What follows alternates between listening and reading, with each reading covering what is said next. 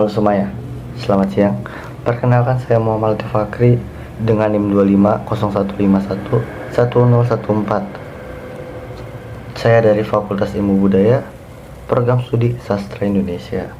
Pada kesempatan kali ini, saya akan memaparkan sebuah materi tentang perilaku manusia terhadap alam, modalitas, dampak, dan tanggung jawab mahasiswa dalam kerusakan lingkungan. Nah, tanpa basa-basi lagi, kita langsung aja ke pembahasannya. Lingkungan alami adalah sistem yang rumit dan menjaga keseimbangan antara berbagai komponen, baik yang hidup maupun yang tidak hidup.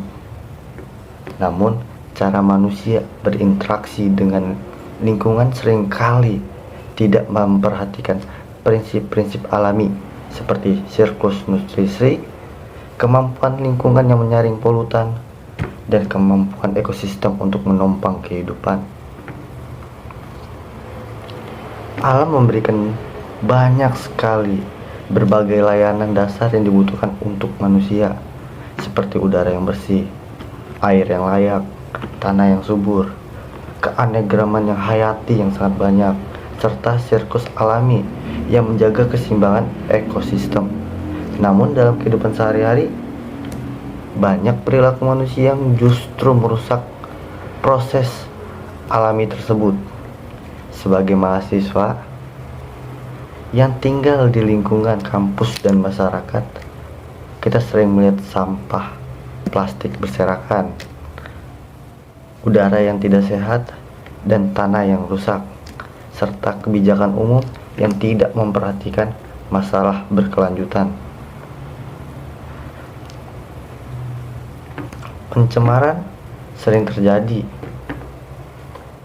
Hal ini terjadi jika penambahan tersebut melebihi kemampuan lingkungan untuk menyebar, memperbaiki, mendaur ulang, atau menyimpan zat tersebut secara aman.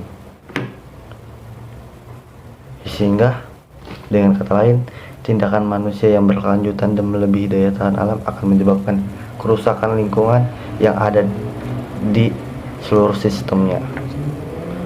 Nah, pada kesempatan kali ini saya akan membahas tentang cara kerusakan alam terjadi karena tindakan manusia, contoh kasus yang mudah kita lihat oleh mahasiswa, serta peran kita mahasiswa dalam mendukung keberlanjutan.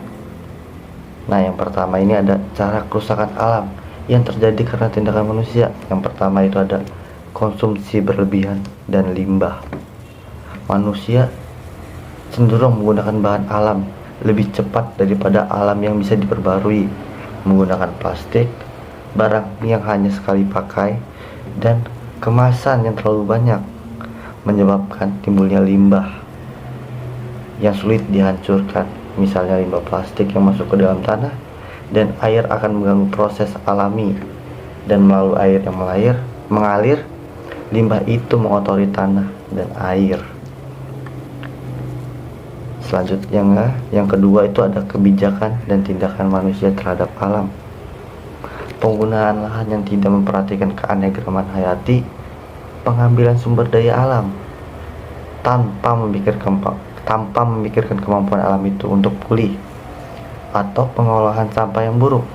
Akibatnya, ekosistem yang sudah rentan seperti lahan basah, hutan bakau, atau daerah pesisir bisa rusak dan sulit pulih sendiri. Nah, selanjutnya itu ada contoh kasus yang mudah dilihat oleh kita sebagai mahasiswa. Contoh pertama yaitu adalah kampus dan limbah plastik. Mahasiswa sering menemukan minuman kemasan plastik yang hanya dipakai sekali dari kantin, atau botol air mineral yang dibuang sembarangan.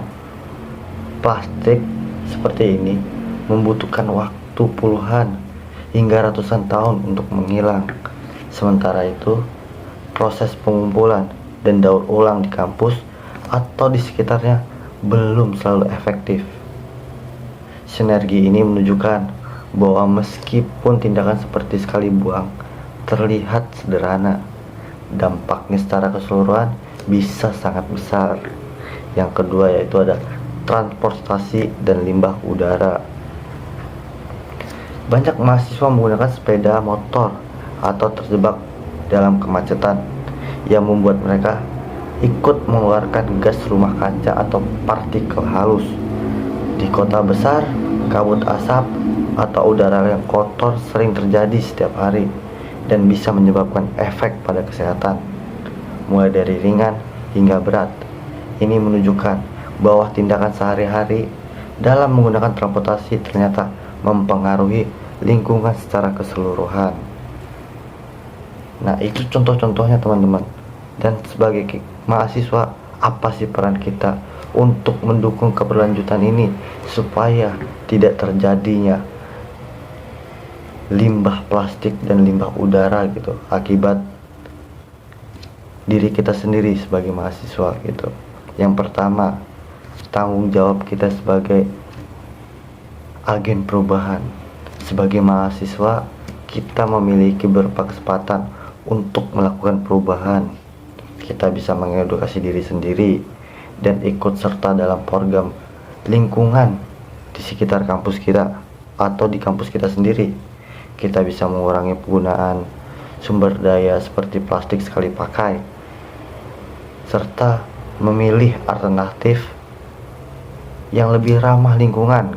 Kita juga bisa memberikan saran kepada kampus terkait kebijakan lingkungan gitu, seperti mengolah sampah, ruang terbuka hijau, transportasi bersama, atau transportasi non motoris gitu. Kita bisa melakukan penelitian atau kegiatan pengabdian kepada masyarakat yang fokus pada aspek lingkungan, seperti bagaimana sirkus alami bekerja, bagaimana manusia mengganggu sirkus itu, dan bagaimana cara kita memulihkannya.